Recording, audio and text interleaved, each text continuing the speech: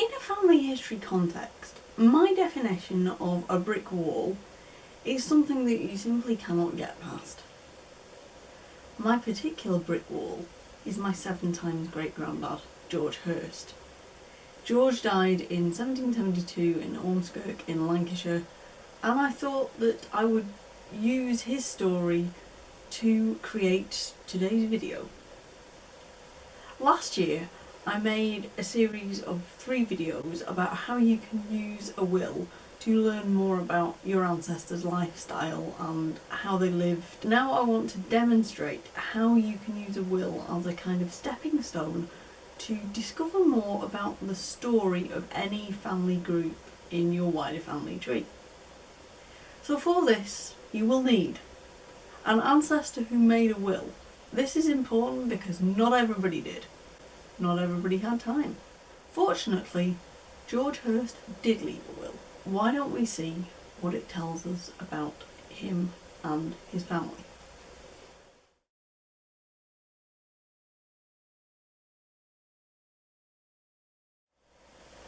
George tells us that he is of Ormskirk. He's a little out of health. His funeral took place only 5 days later. He requested that he was decently buried at the parish church in Orton, and indeed he was. Unlike some wills that I have seen, George didn't really go in for long-winded legal sounding phrases running to thousands and thousands of words and many pages with lots of codicils. George got straight to the point. He gives various sums of money to 7 different relatives. My daughter Mary Finchett, my son Joseph Hurst, my son-in-law John Lea, my grandson William Lea, so we assume that William is the son of John.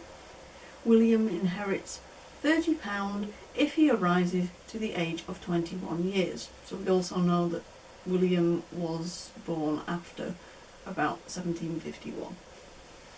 My daughter Martha Hurst, my sons John and William Hurst. Wills can be an absolute goldmine if you're researching ancestors who lived before birth, marriage and death certificates came in July 1837. So what makes George's will particularly useful? Several things. First, we can use it to establish that he had 5 living children in March 1772. Of these, we have at least 1 married daughter, Mary Finchett. Another daughter, Martha Hurst, seems to be single. We don't know about the daughter who it is implied is married to, or was married to, John Lea, but there seems to be a connection there. Next, we can infer that George had other relatives who died prior to March 1772. He makes no mention at all of his wife. He does not mention the child who had married his son-in-law John Lea, although it's pretty clear that it must have been a daughter. Thirdly, we can make an approximate guess about the age of George's grandson, William Lea. William is going to inherit £30, but only if he lives to be 21. So 1772 minus 21, William was born in or after March of 1751. It is reasonable to guess that his mother was 21 years older again, so maybe she was born somewhere around 1730, which in turn makes it likely that George was born somewhere during the first decade of the 18th century. And that information is sufficient to create a really basic family tree.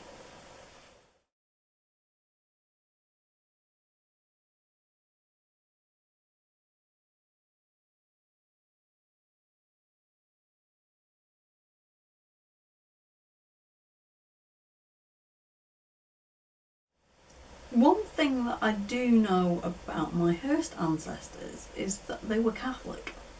And in the early 1700s, which is round about the point when George was a teenager or a young man, You weren't really supposed to be Catholic.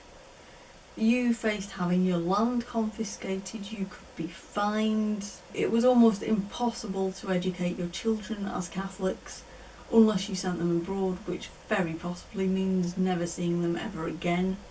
You couldn't enter the legal profession. I've actually got a whole other video about that, so I'm going to put a link to that somewhere on screen.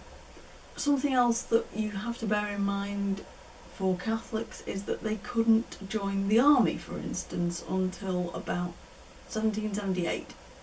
And actually, when that law was overturned, people rioted about it. They were known as the Gordon Riots. It goes without saying that it is quite difficult often to find baptism, marriage and death registers, and this is particularly relevant because George Hurst was having a family in the 1730s. If I can't use baptism registers because there aren't any obvious ones around, how am I going to follow this up?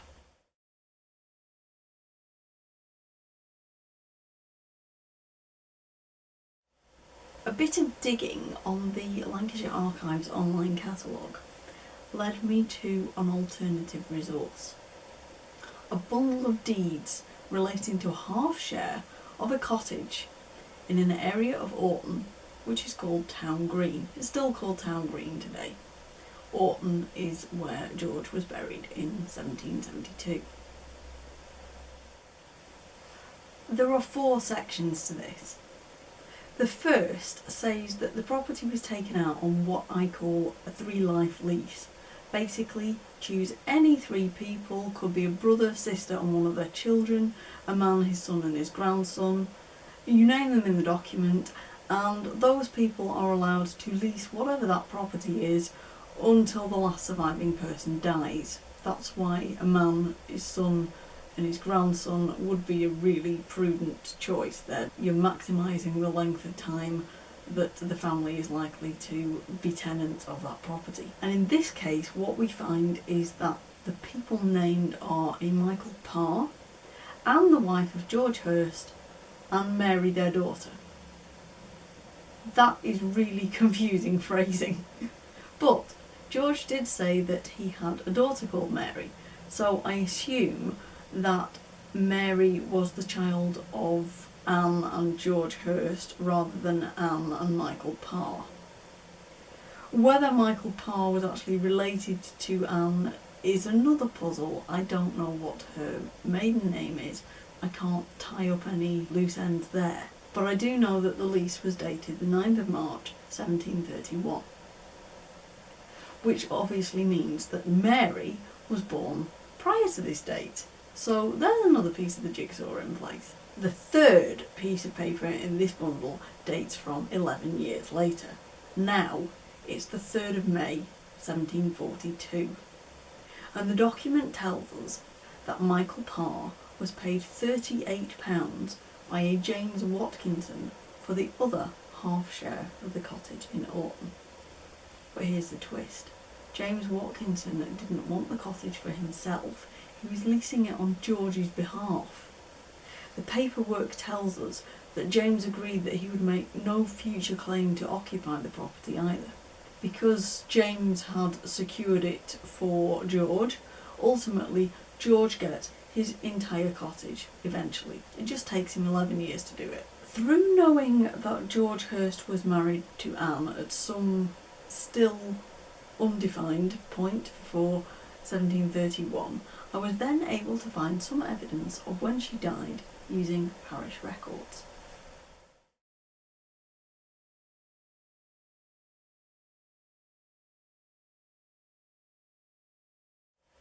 What this means is that we can adjust our family tree again.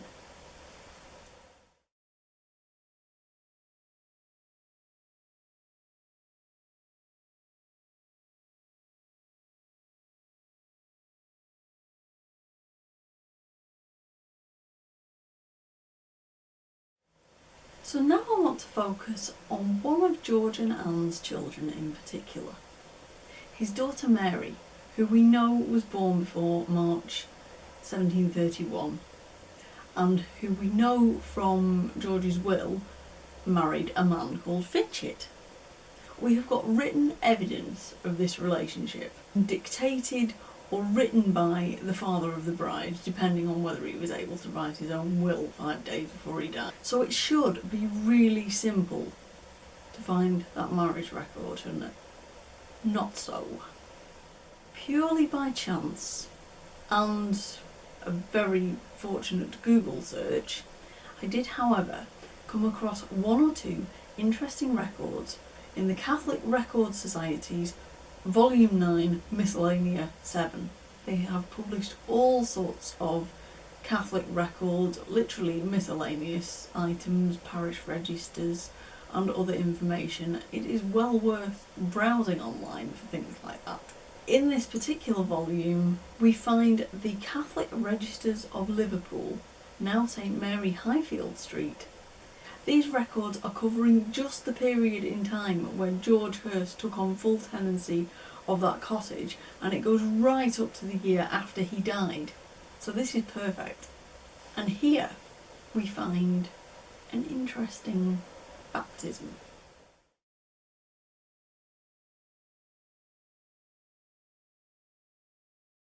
Here we have got a hint that George's son Joseph, who is mentioned in his will, may have been godfather to George's granddaughter Helen. But another interesting item that I found was this marriage record.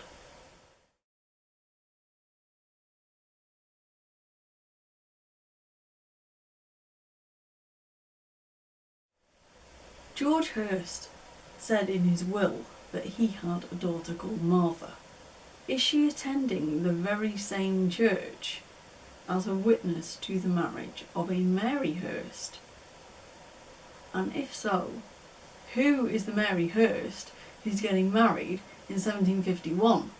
Because we know from George's will that his daughter Mary married James Finchit, so it can't be her.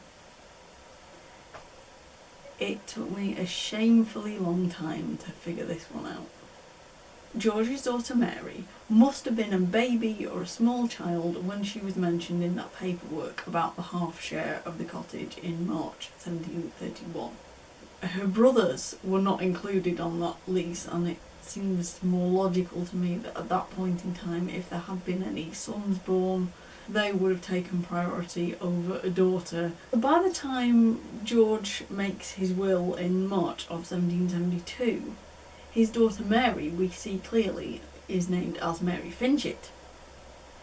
So we can calculate fairly quickly that Mary Hurst, later Finchit, must have lived to have been at least 41 years old, probably a little older.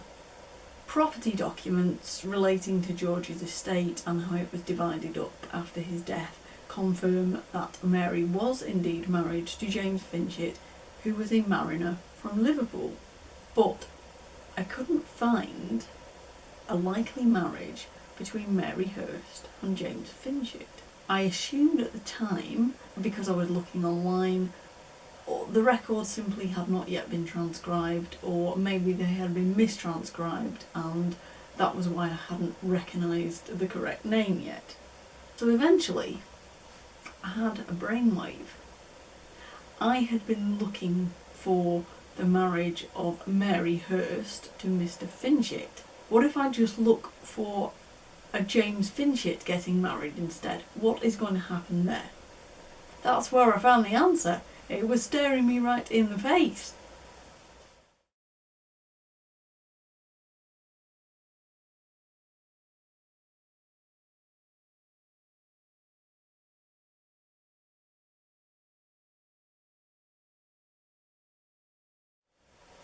It hadn't even occurred to me that Mary Hurst might have married twice.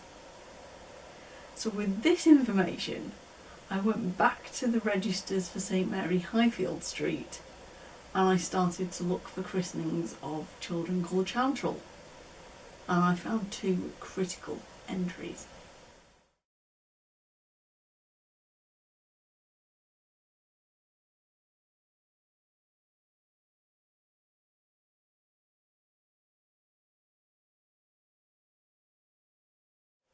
Since then, I found a possible marriage for Anne, Mary's elder daughter, with Darcy Chantrell, and I've also found some hints that she may have had 5 children in Liverpool before 1795, which is perfectly logical if she was born in the early 1750s. But as with all family history research, there are still things that I don't know. Mary Hurst doesn't seem to have had any children with Darcy Chantrell after April of 1754, and her father's will, dated 1772, seems to support the idea that she was the same Mary Chantrell who married James Finchett in Liverpool in August of 1761. But that leaves a window of 7 years and 4 months when Darcy Chantrell may have died.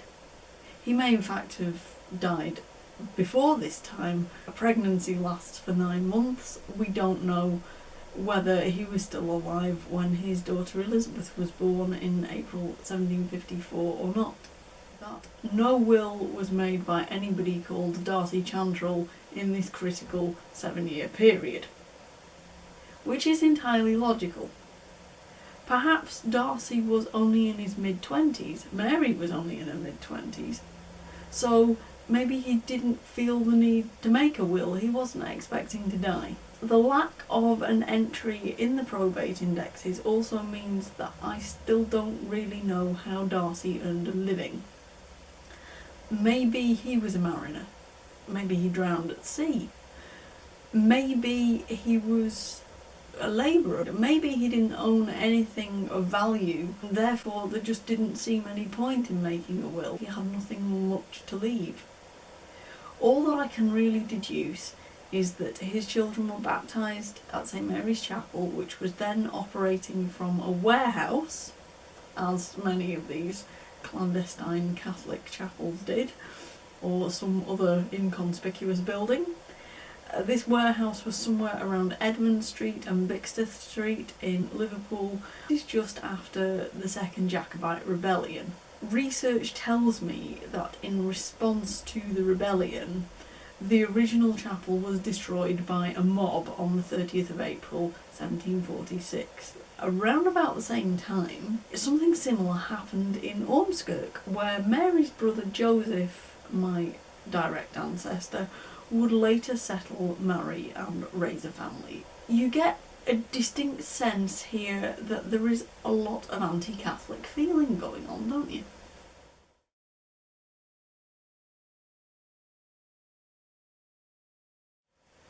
Something that I always find really strange about people's perception of family history research is the idea that you can have done your family tree. Can anybody complete their family tree, I wonder? Can you ever get every last detail, even if you wanted to? Are you ever going to find all the information that is out there? I am certainly not going to sit here and say that this branch of my family tree is complete, because I know that it isn't. I have only got approximate birth dates for 3 of the Hurst siblings, 6 siblings, and they all relate to the brothers, strangely enough. Because John and William trained as priests at the English College at Douai in northern France, I've been able to use published material from those archives to build up a really good picture of the education they were given, and it also mentions their approximate ages when they arrived at the college. So I've got some information there. Joseph, the youngest brother, stayed in Ormskirk. He got married, he had a family. He actually lived until 1819, so he lived until the new style parish registers came in, which meant that there was a proper space for his age at death to be recorded. I know a lot about him too, not least because he also troubled himself to make a will. He's the one with the best red waistcoat. But there are still gaps in my research. I don't know where Mary Hurst's first husband, Darcy Chantrell, died. I don't know when he died. I don't know when, where, or even whether her parents, George and Anne, got married. I have not found any clues at all about where she and her 3 known brothers and her 2 known sisters were baptised.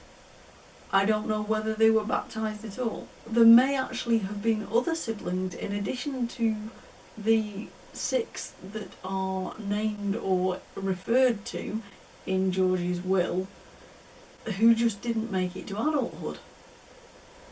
One thing that I do know is that the siblings do seem to have stayed in touch in adult life.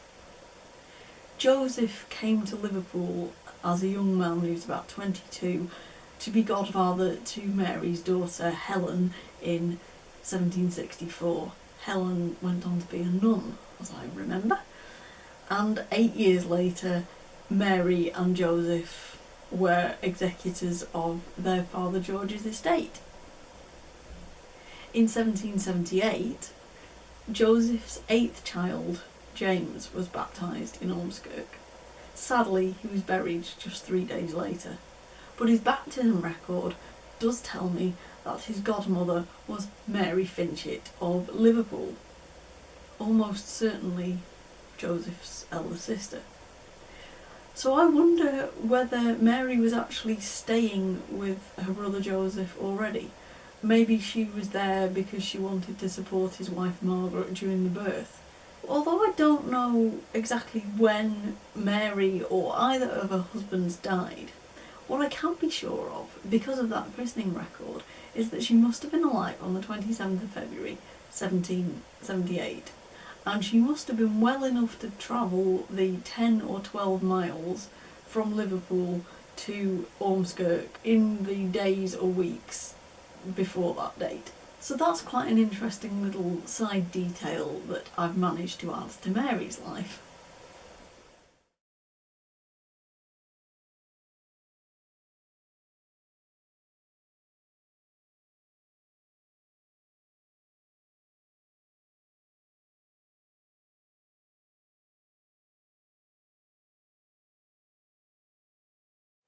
I can tell you that George Hurst's will is indeed quite short. By my word processor's calculation, 405 words, and that includes the names of the witnesses and the notes on when probate was granted. But even so, in 405 words, he gave enough information about his living relatives for me to confirm some of the facts that were stated. And this is something that you can probably do with any historical document that mentions a person's family members. If you are a bit more curious about the life that your ancestors may have lived, there is always the option to build on the research a bit by going sideways. You can investigate the buildings that meant something to your relatives. That can give you some interesting insights into things that happened in their local area in their lifetime that they may have witnessed. A case in point being the Jacobite uprisings when George Hurst was recently widowed and had teenage children. I wonder whether they witnessed any of that. In this particular case, I have been looking at a Catholic family, so another thing to do would be to check existing church records where they're available to find evidence of George's children, Mary and Joseph, being godparents to each other's children. That was something that came up quite incidentally. Ironically enough, it's the most nebulous sibling of the 6, Martha, who was the one who helped me to work out that Mary had married twice, just because her sister Martha was a witness at her first wedding. I might not know very much about Martha, but what I do know turned out to be amazingly helpful. If you went by George's will alone, however, you would believe that he only had one living grandchild through his daughter Ellen when he died in March 1772. My research suggests otherwise. At this point in time, his son Joseph was married with 4 children, aged between 3 months and 4 years. His daughter Mary had a 17-year-old and a 19-year-old from a first marriage and 3 children under 10 with a second husband. So that actually makes 10 known grandchildren that he had.